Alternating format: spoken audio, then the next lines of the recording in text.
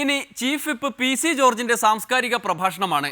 ഉമ്മൻചാണ്ടി സർക്കാരിനും സരിതോർജത്തിനുമെതിരായ സത്യപ്രസ്താവനകൾ. അധികാരം കിട്ടിയാൽ ഏത് സരിതമാരുടെയും പിന്നാലെ പോകുന്നവരെ കുറിച്ചാണ് ആദ്യം.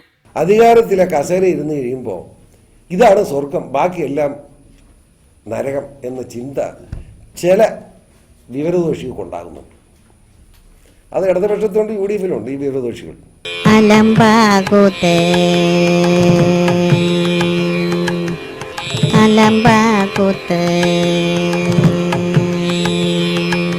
ഇന്ന് എന്താ വിലയിരിക്കുന്നത്? സത്യത്തിൽ മാധ്യമങ്ങളെല്ലാം വാ മൂടിക്കെട്ടണം, ശരിയല്ലേ? മാധ്യമങ്ങൾ വാ മൂടിക്കെട്ടണം, ദൃശ്യമാധ്യമങ്ങളെല്ലാം ശരിപ്പെടുത്തണം. മനുഷ്യൻ കാണാനുള്ള കണ്ണും കാതും എല്ലാം വരുതിയിലാക്കണം എന്നൊക്കെ ഇവിടുത്തെ മുഖ്യധാര രാഷ്ട്രീയ കക്ഷികളൊക്കെ ചിന്തിച്ചു തുടങ്ങിയാൽ ഇതെവിടെ പോയി നിൽക്കും? കോൺഗ്രസും കമ്മ്യൂണിസ്റ്റും ഈ രണ്ടുപേരാണല്ലോ നേതൃത്വം കൊടുക്കുന്നത്. ഉമ്മൻചാണ്ടിയെ കുറിച്ച് കേട്ടല്ലോ. ഇനി ചാണ്ടിയുടെ പ്രിയ ചാവേറായ KC ജോസഫിനുള്ള മറുപടി. അദ്ദേഹം സർക്കാരിന്റെ ചീഫ് വിപ്പാണോ പ്രതിപക്ഷ ചീഫ് അറിയില്ല. അയാളുടെ ബോധം അത്രേ ഉള്ളൂ, അല്ല അതിന് മറുപടി അറിയിക്കുന്നു.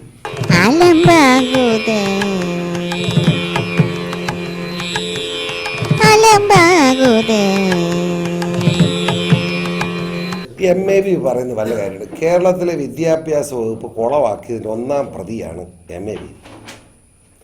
നിയമസഭയ്ക്കകത്ത് ഈ ഏകജാലം ഉണ്ടല്ലോ, 3 മാസമായിട്ട് അവിടെ തീർന്നിട്ടില്ല പിള്ളേർ. ഇപ്പോഴും പിള്ളേർ അഡ്മിഷൻ അതിനേൽ ഓടി നടക്കുക. ഈ ഏകജാലം എന്ന് പറഞ്ഞാൽ മാരക പണി ഉണ്ടാക്കി തുടങ്ങി വെച്ചവരെ ഈ MAB. നിയമസഭയ്ക്കകത്ത് പ്രതിപക്ഷം ഭരണകക്ഷി ഉൾപ്പെടെ കഴിഞ്ഞ ചർച്ചയിൽ ഇത് വേണ്ടാന്ന് വെക്കണം എന്ന് പറഞ്ഞു. MAB മാത്രം അന്നേരം അതേ പിടിച്ച് ഞാലുക, ഏകജാലത്തേക്ക് കിടന്ന് ഞാലുക. വല്ല കാര്യമുണ്ടോ? ഇങ്ങനെ സ്വഭാവം മാറ്റണം.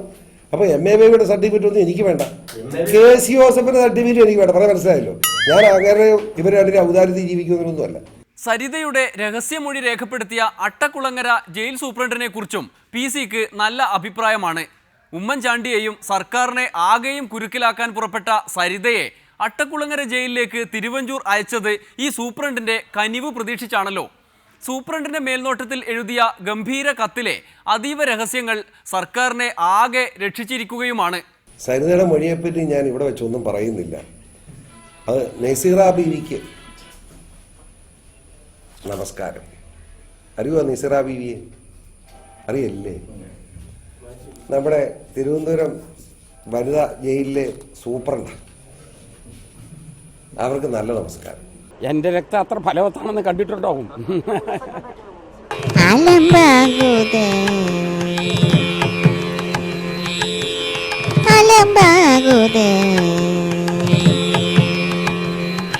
സത്യം പറയണമെന്നാണ് എനിക്കിഷ്ടം.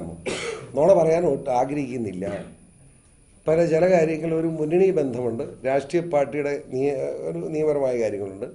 അതിൻ്റെയൊക്കെ അടിസ്ഥാനത്തിൽ ചില കാര്യങ്ങൾ വിഴുങ്ങാൻ ഞാൻ നിർബന്ധിതനാണ്. അങ്ങനെ ചിലത് വിഴുങ്ങാണ്, നിങ്ങൾ എന്നോട് വഴക്കുണ്ടാക്കുന്നത്. തിരുവഞ്ചൂരിന് അല്ലെങ്കിലും ചീഫ് വിപ്പിനെ പണ്ടേ കണ്ടുകൂടാ. ജയിൽ സൂപ്രണ്ടിനെ കുറിച്ച് മാത്രമല്ല, ശാലു മേനോനെ കുറിച്ച് പറയുന്നത് കേൾക്കൂ. പറയാൻ ആഗ്രഹിക്കാത്ത കാര്യം പറയും. ശാലു മേനോൻ അവരുടെ ക്വാളിഫിക്കേഷൻ ഏതാണ്ട് ഒരു സിനിമയിൽ സഹയായിട്ട് കണ്ണും മൂക്കുമായിട്ട് കാണിച്ചിട്ടുണ്ട്. ബാക്കി അവർക്ക് ആവശ്യമുള്ളവരെയെല്ലാം ബാക്കിയും കാണിച്ചിട്ടുണ്ട്. ക്വാളിഫിക്കേഷൻ അതാണല്ലോ. ആയിരക്കണക്കായി കോൺഗ്രസ് പ്രവർത്തകർ കേരളത്തിലുള്ളപ്പോൾ സെൻസർ ബോർഡിലേക്ക് ഇതുപോലൊരു ഫ്രോഡ് സ്ത്രീയെ വെക്കുന്നതിന്റെ മര്യാദയല്ല.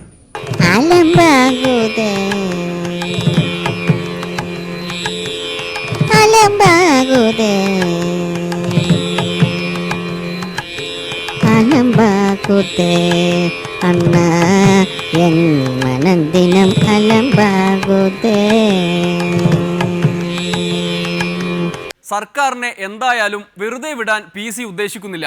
ഈ അലമ്പുകൾ ഉമ്മൻചാണ്ടിക്ക് ബുദ്ധിമുട്ടേ അല്ലാത്തത് എന്തുകൊണ്ടാണെന്ന അതിശയമാണ് നാട്ടുകാർക്ക്. ഒരിടവേള കൂടി, അത് കഴിഞ്ഞ് നികൃഷ്ടജീവി പ്രയോഗം. ഇത്രയും വൃത്തികെട്ടവരെ പോലെ എന്നാണെന്നറിയോ, അവിടെ വെച്ചെടുത്ത പടം മുഴുവൻ പോലീസിനെ ഉപയോഗിച്ച് ഭീഷണിപ്പെടുത്തി തിരിച്ച് കളക്ട് ചെയ്തു.